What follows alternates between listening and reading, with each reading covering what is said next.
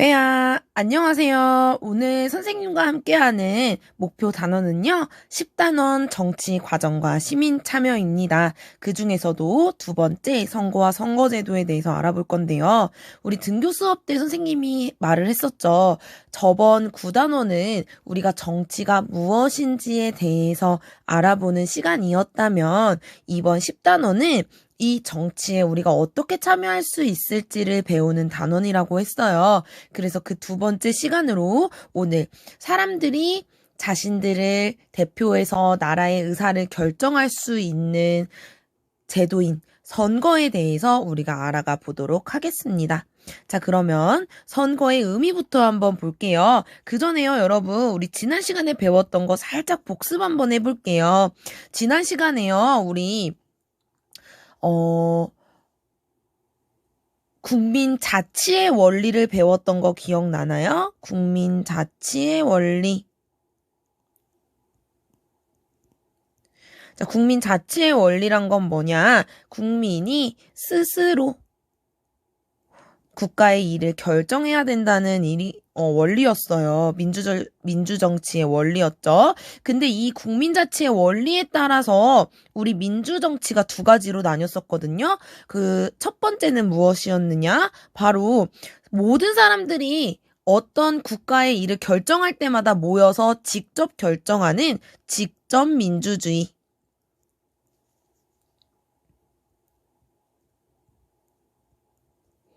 자, 그 다음에 두 번째는, 그렇죠. 사람들이 너무 바쁘고 넓은 땅덩어리에 있기 때문에 한 번에 국가의 일을 결정할 때마다 모이기 힘들기 때문에 하는 제도가 있었죠. 뭐였죠? 간접민주주의.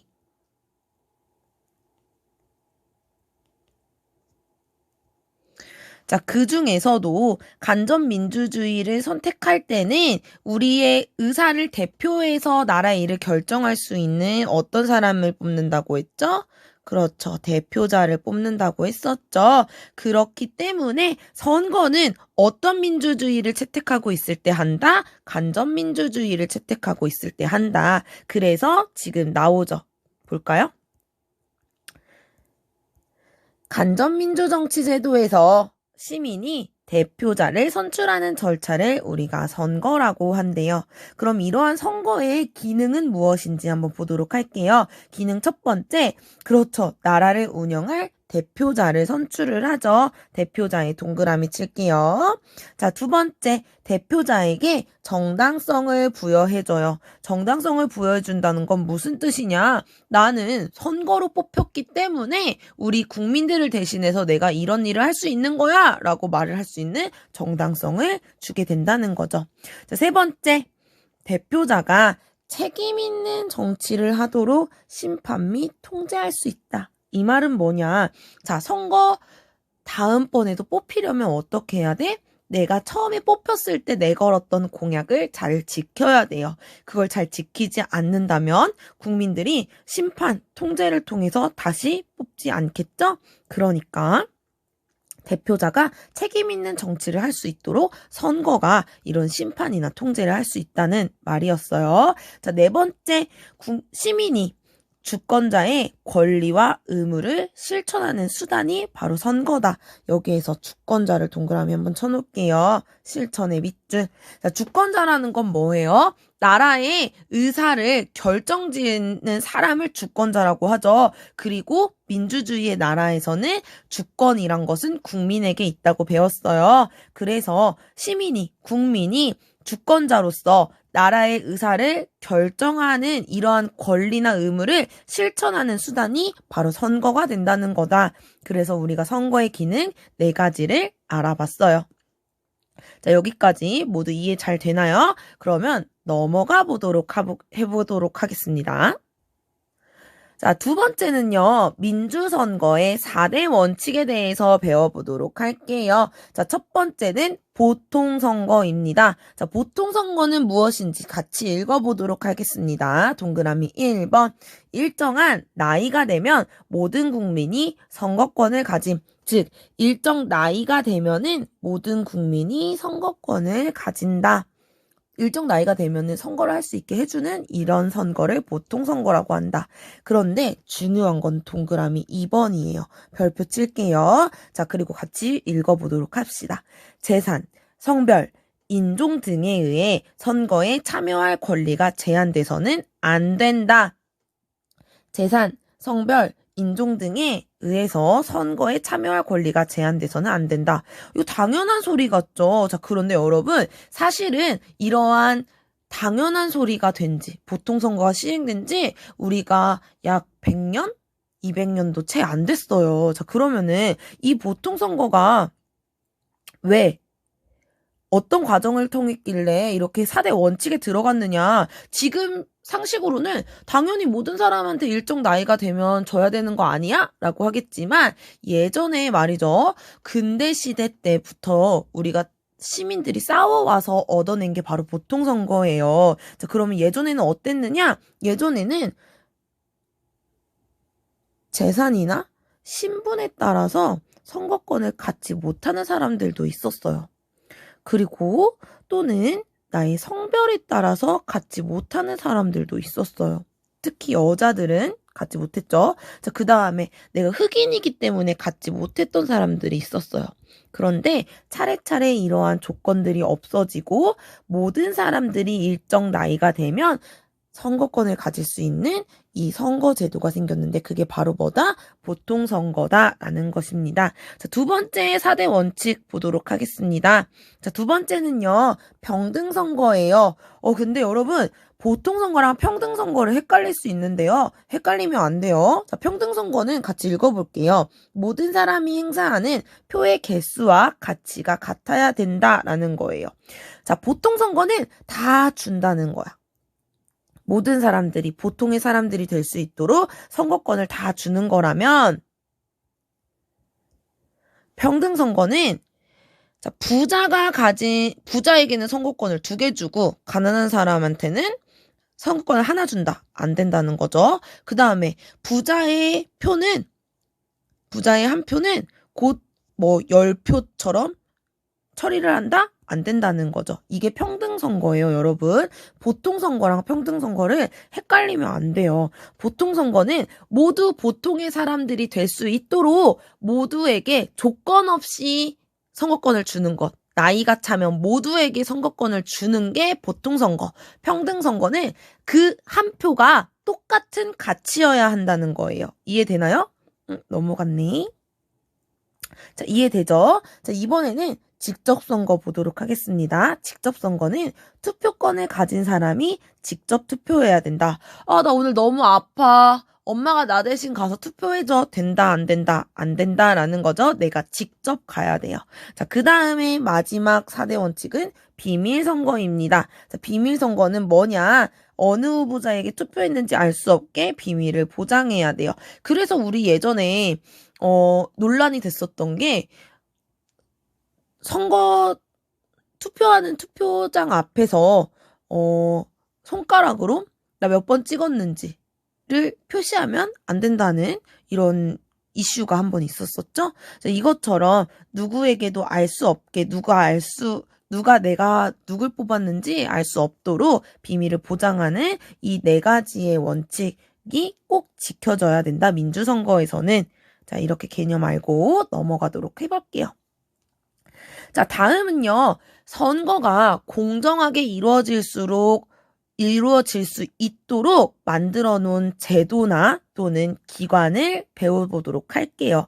자, 첫 번째, 선거구 법정주의입니다. 자, 선거구 법정주의란 건 뭔지 의미를 한번 읽어보도록 할게요. 선거구라는 건 선거를 하기 위해서 일정하게 나눈 구역이에요. 우리나라는 각 도마다, 각 시마다 선거구를 나눠놓고 있죠. 그래서 뭐 전라도, 경상도 뭐 이렇게 나눠놓고 있어요. 자, 그래서 선거구를 국회에서 정한 법률에 따라 정한다.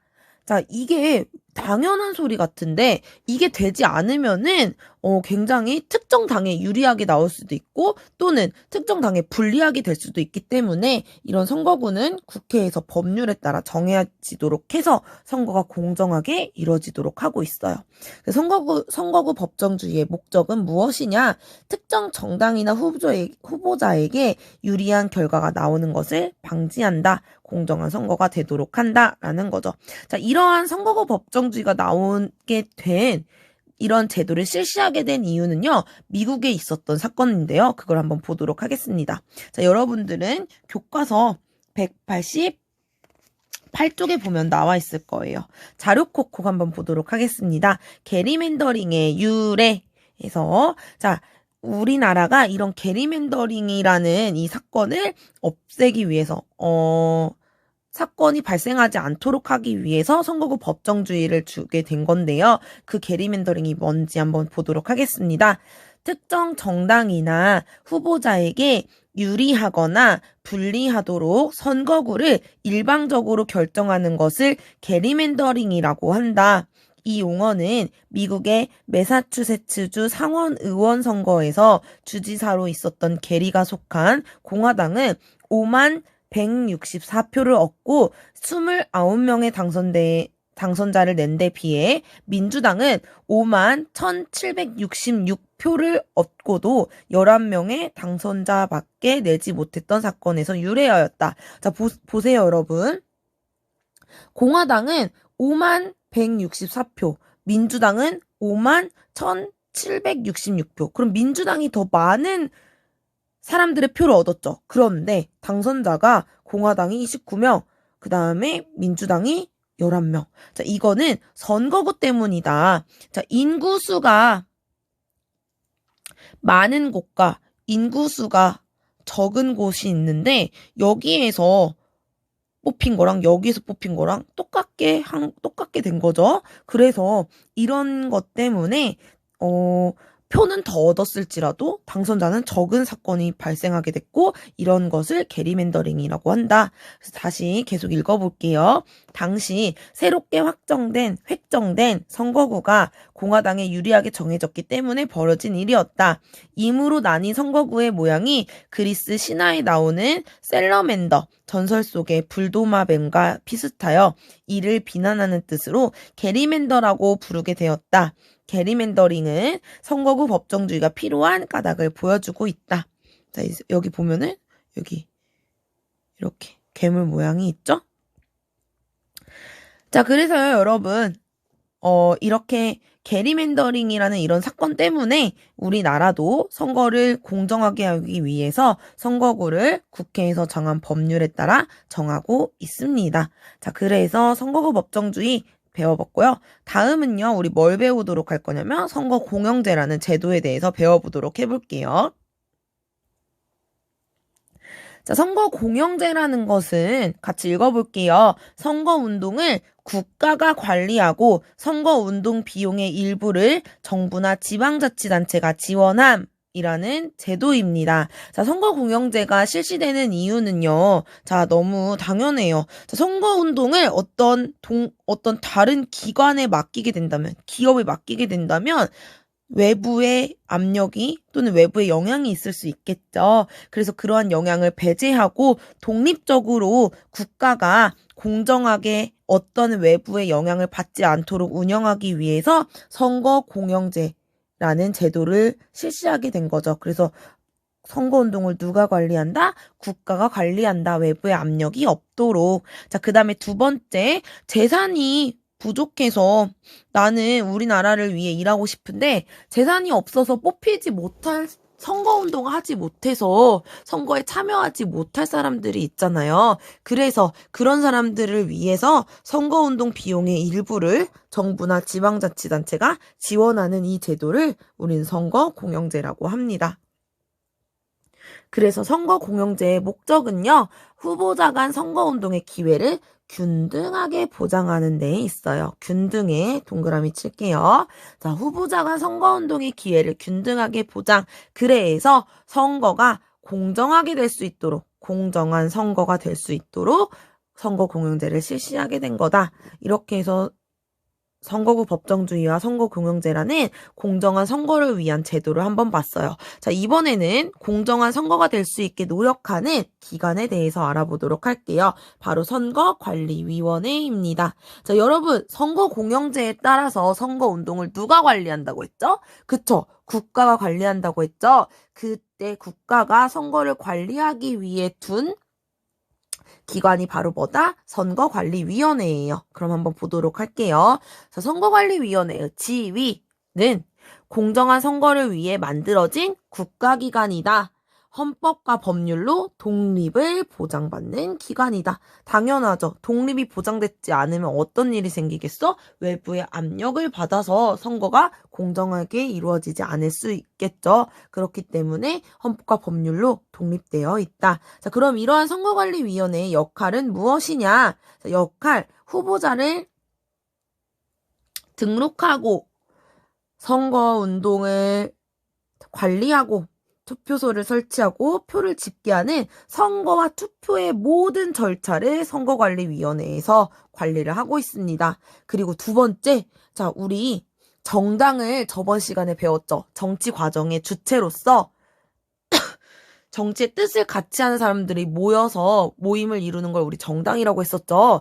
그때 이제 저희 이런 정당으로 저희가 모임을 하겠습니다. 같이 하겠습니다. 라고 공표를 할 때 선거관리위원회에 냅니다. 그래서 우리는 이제부터 뭐 국민의힘으로 이름을 바꾸겠어요 라고 할 때 선거관리위원회에 가는 거죠. 이렇게 정당에 관한 사무도 선거관리위원회가 하고 있다. 자, 이렇게 해서요, 여러분, 우리 이번 단원, 2단원이었던 선거와 그 다음에 시민참여, 선거제도에 대해서 한번 알아봤는데요. 다음 시간에는 지방자치와 시민참여에 대해서 배워보도록 하겠습니다. 고생했어요. 자, 안녕, 봬봐.